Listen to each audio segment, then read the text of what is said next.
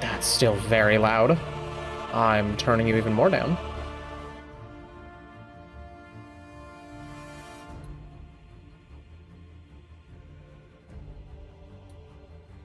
I don't know why. I hate the way GIMP handles moving toolboxes. I wish it worked better. Yeah, that's good. Oh, no, I gotta... Yeah, about there. I need to remake this and have it be not as dog-ass. Also, I read a thing saying that when Konami announced this, they announced it purely as Lords of Shadow, without the Castlevania moniker, which I wish they'd just fucking done that. I wish they had. I wouldn't have touched this stupid fucking thing. World. The world sucks. The stages suck. The game literally starts out with a poison swamp that slows you down. The combat arenas are not fun or interesting. The areas you go through, at best, look okay for an Xbox 360 game. There's a lot of brown in this game. A lot of brown, a lot of light brown, a lot of dark brown. There's some green and, like, white in the ruins.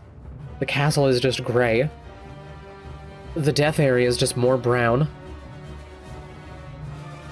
And I feel like by the time of the Xbox 360, you're getting to a point where... like, some games were capable of quite impressive colors. I think the thing that saddens me the most is... I think Skyrim is a better looking game than this. Like, I was trying to think of games to compare to, and it's like, Kingdoms of Amalur, that game, it's okay looking. It has a lot of similar looking areas. The combat's mostly why I play that game. But, like, I feel like looking at Skyrim, I'm more stimulated. But yeah, no, like, the levels are not interesting. Story, fucking stupid. Fucking stupid.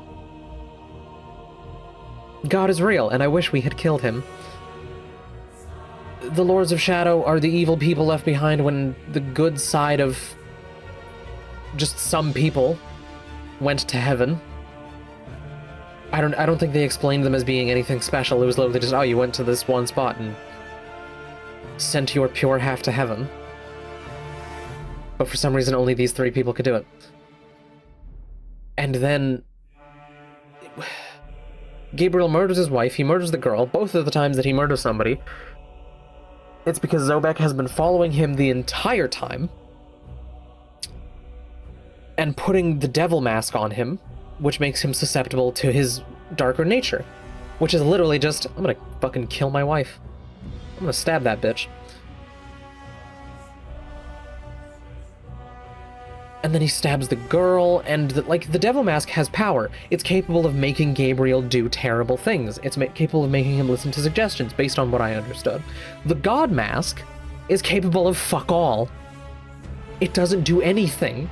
It lets you look at a dead person and see them as a human, because you see the world through the eyes of God. The devil mask doesn't make you see the world through the eyes of the devil. It makes you do evil shit.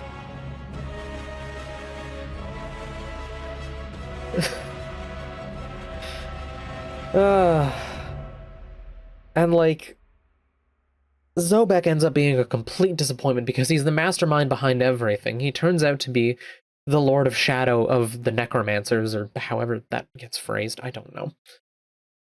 But then you get to his fight after killing the fake Lord of Shadow, but still getting his power, because reasons.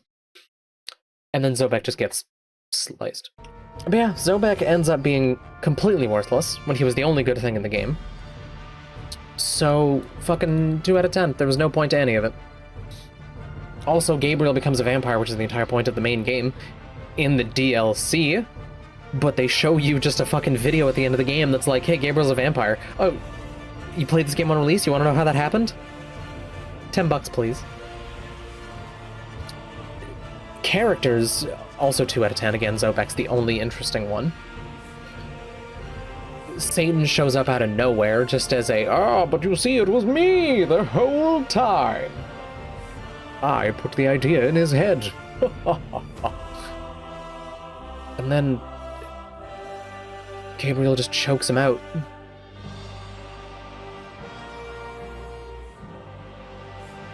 Yeah, I don't know. Anyways, gameplay, fucking... nothing. Felt barely functional. The camera angles are terrible. The movement is terrible. You get a sprint that is double-clicking, or double-tapping the stick, which is the worst input I've ever heard of in a video game. I'd have preferred the left stick, but that's already being used, so you can't use that. And the sprint wears off. It's not a stamina-based thing. There's nothing in gameplay that limits the sprint. It just turns off. You start sprinting, 7 steps later, Gabriel's tired. The magic boots don't work that well. And then they have stamina or sprint-based jumping puzzles, where if you do it too far from the ledge, the sprint wears off and you fall to your death. If you do it too close, you don't gain the momentum yet, and so you attempt to jump, don't go far enough, and you die. So the sprint is completely fucking worthless. The double jump pins your direction and momentum in place until the animation ends, which makes it completely fucking worthless, because you're going to try and do precision platforming by adjusting where you're jumping, and it's just not going to work. The combat is regularly fucking worthless, where if you have a group of enemies, you'd think, oh, let me go for the area of effect attacks. Oh, but those don't stun enemies at all. So the enemy just walk up to you and fucking slap you. Well, then let me go for the basic attack, the X. Let me go for the singular target attack. Oh, that also doesn't stun the enemies. And they both seem to do fuck all for damage. The hitboxes are all over the goddamn place. The Black Knight hit me with his arm behind me, or behind him, ready to swing at me, and killed me. He hadn't started the attack yet, but the hitbox was out in his fucking armpit. So attempting to parry is impossible because you have attack hitboxes that just don't make sense. They hit you years before you'd ever think they would.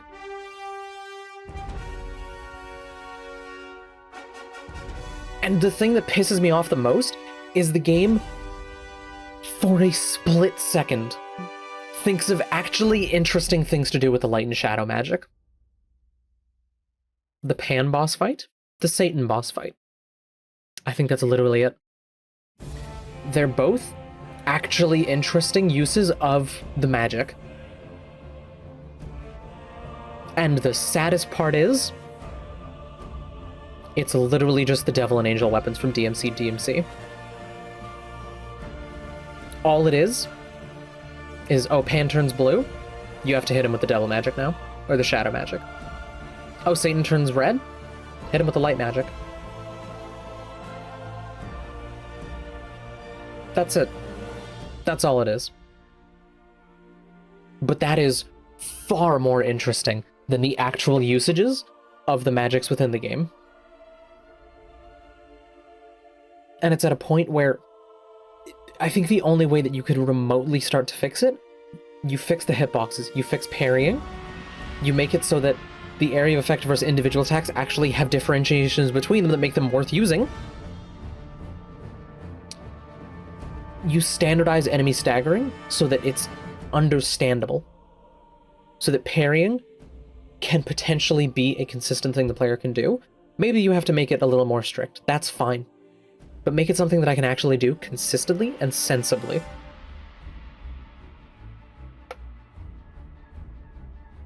What else? Give a new healing system. Don't make healing be based off of the stupid light magic. Make healing be based off of something else. Either give little health packs that enemies can drop, just make it be Castlevania potions. Make enemies drop Castlevania potions. Let the player restock, let them have 3 at the start throughout the game, let them upgrade how many they have, and then make the light and shadow magic basically just be DMC's system. But make it so that if you do not have magic turned on, you can still hit every enemy, and turning on the right magic only makes you do more damage. Furthermore, turn the fucking damage up. Everything in this game is so goddamn tanky and I hate it. They are horrendous.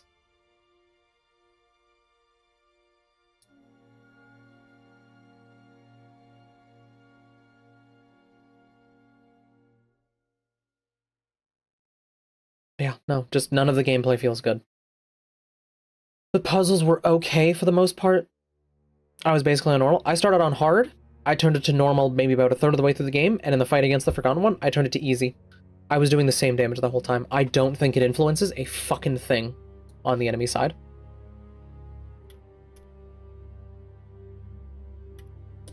Can I find a description of what the difficulties are about?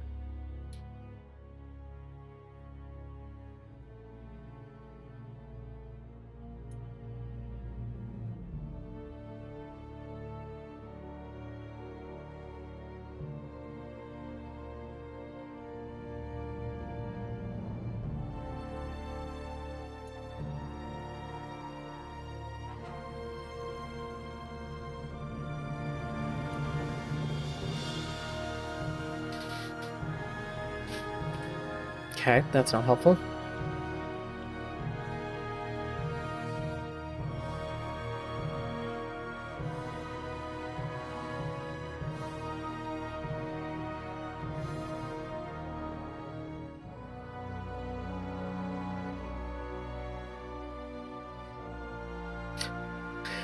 One person was saying if you're decent at Devil May Cry, you can just throw the game on the hardest difficulty. Then someone else replied, which DMC game? All of them or just 4 and the last one? If it's 4 and the last one, you might want to stick to medium.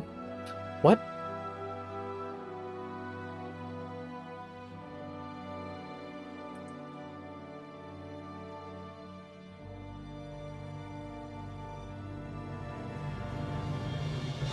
It's easier and faster to kill the big lichens when you do a perfect block. Practice it, don't give up. The hitboxes don't make a fucking lick of sense. Yeah, nobody seems to know how these difficulties actually work.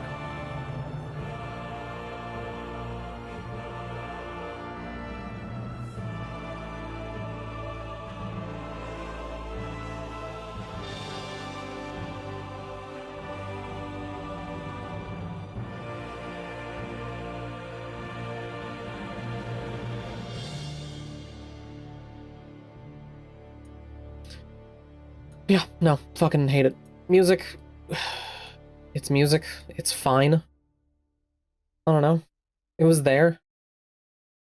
Felt just generic. Length? Too fucking long.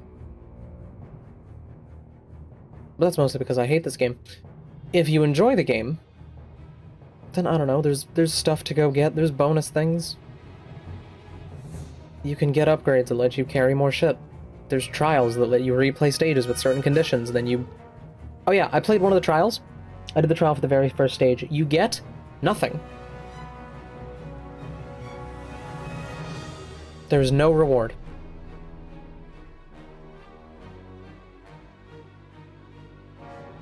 They're just optional conditions that are just like, I mean, if you want to do it, go for it. But yeah, lengthwise, I don't know. If you like the game, there's extra stuff to do. Have fun, Chief. Lord knows I won't. Jake, Kitty was right. This shit is Gabriel out of 10. DLC, 0 out of 10. That thing fucking sucked. I don't know why there's stealth-based gameplay in this. I don't know why there's... I don't know why any of it was any of it. It's the stupidest reason for Gabriel to have to become a vampire.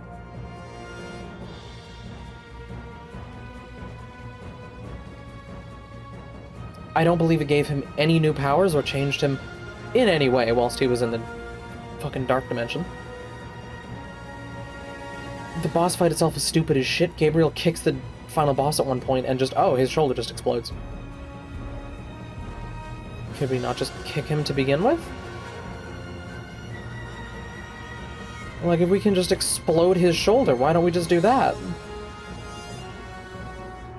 Just blow off his full armor. Let me attack him anywhere. The placement of his hitboxes were fucking insane. Either you have to be a fucking savant at detecting what he's doing, or you have to make the fight take 30 goddamn minutes because you are waiting so long between gauntlets of attacks for him to give you an opportunity to hit him. Or you're standing a mile away from him baiting out attacks that... baiting out attacks that actually give you an opportunity to hit something.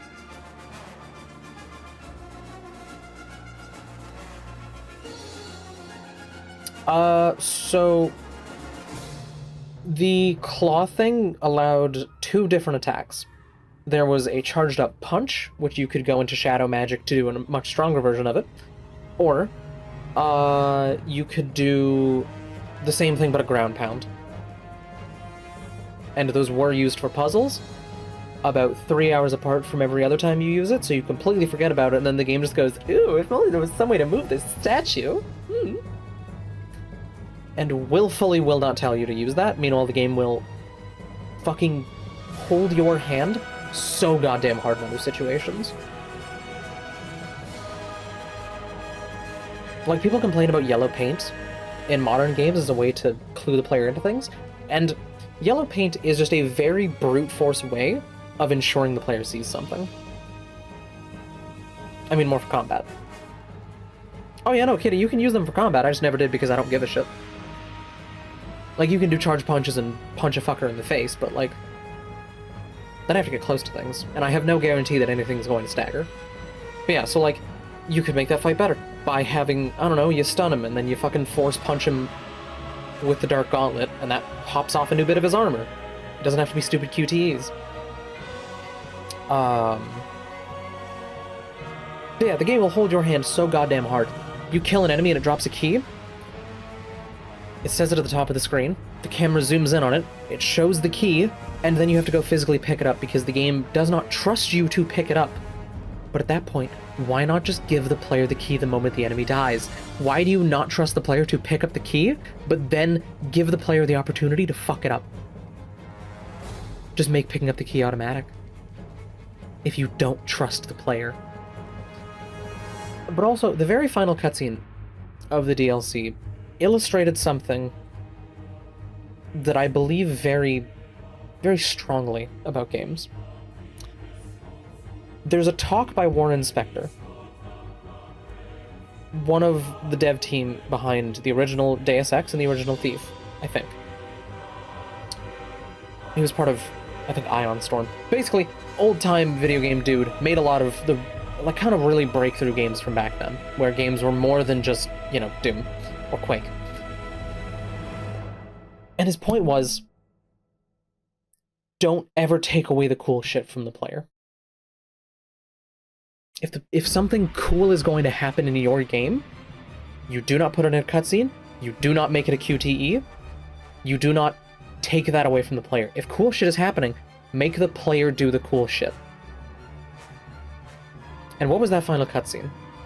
After the most boring possible fucking fight against the Forgotten One, in the cutscene, which was just a drawing where things shifted, they couldn't even bother to render it in an engine because that would take, I don't know, 20 minutes. So they drew 5 pictures and then slid them around the screen in Flash. It was the dark tentacles coming from the portal, the Forgotten One just turning around and being like, "Ah, yes, my time has come." And then Gabriel decides to fucking jump over him at light speed, grab the tentacles, take the power, and then slice the fucker in half. That might have been a cool thing to have in gameplay. I'd have taken it in a fucking QTE because then it's at least me doing something. But better than that, let me take that power in gameplay, and then let me fucking brutalize the Forgotten One. And it'd be so easy to make that. Literally all you do, let the player pop both magics at once, make them infinite, and let you just combo the shit out of the dude.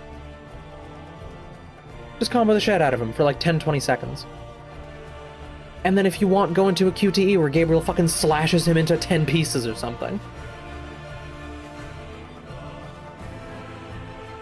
The DLC is a fucking snore fest through both of the chapters. It has some alright puzzles. It adds child combat, which makes me wish for death. It also kills the child, which 10 out of 10 for that alone. But then just everything else sucks so much nuts. And at the very end of it, they just take away the only interesting part of it.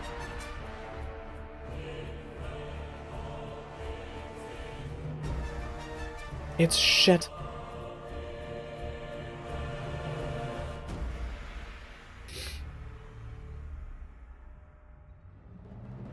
I'm trying to think if there's anything redeemable about this game.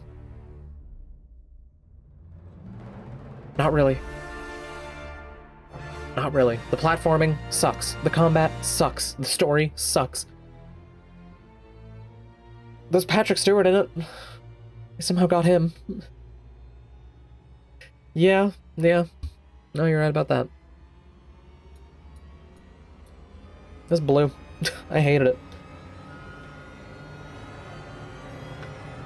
It's not a Castlevania game. Because even, like...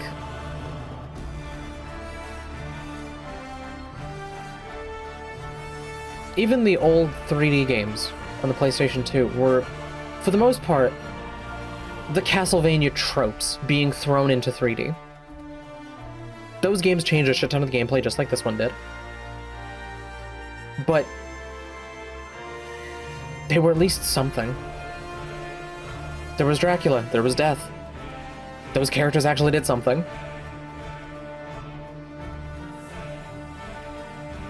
And from what I understand of the second game, you're just fighting Satan again. You're not even doing a thing where it's like, you're Dracula, you are the villain of Castlevania. Let's do villainous shit. No, you're just an anti-hero now.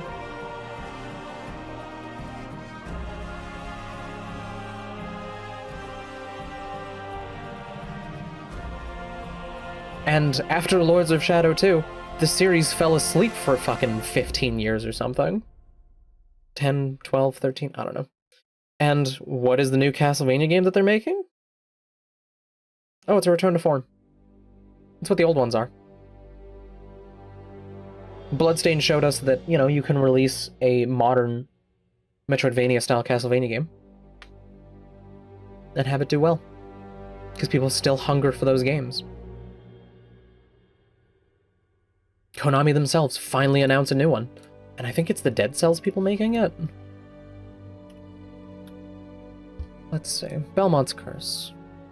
It's being developed by Evil Empire. Yeah, the Dead Cells people, which, like, Dead Cells itself has a Castlevania DLC, which I'm probably going to play Dead Cells once I get to the end of all of the actual Castlevania games, along with Bloodstained. Because I just want to try some of, like, the usual indie Metroidvanias you hear about. But yeah, like, I'm sure that's more of a fucking Castlevania game. And it's not a Castlevania game. But yeah, so a new Castlevania's coming out. And what is it? It's the old style. It's the 2D, it's the whip. It's the big exploratory castle rather than linear stages. Lords of Shadow 2 is apparently open world, so I hope that at least breathes some life into it. That at least fixes something about it, but I have zero faith. Zero faith at all. Either way, I need food, and that took just long enough to where I don't really want to start Mirror of Fate right now, because I have no idea how long that's going to be, but apparently Mirror of Fate, which was like a 3DS fucking prequel to this, oh baby, I get to learn the story that put in place the story I don't care about. But apparently it's a 2D game. So it'll be really funny if the 3DS game that was a prequel to Lords of Shadow ends up being better than Lords of Shadow. But I shall have to see. There's a lady with titties on the Steam store. There's two ladies with titties. Did they just copy the fucking Aphrodite section from God of War 3? When did this come out? Hold on.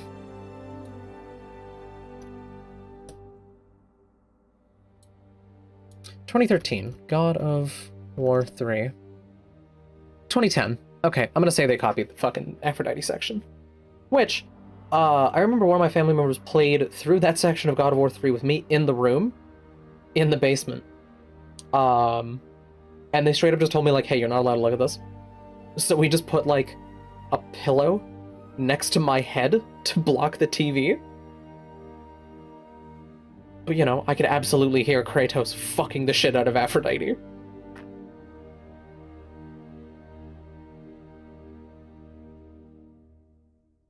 So that was something.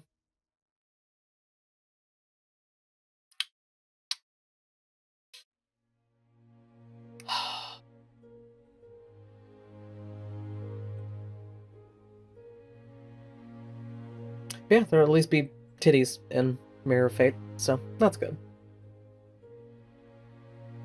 But yeah, I'm gonna go eat food. That'll be it for me. Thank you to everyone who stopped by. Have a good one, and I hope to see you next time. Bye-bye!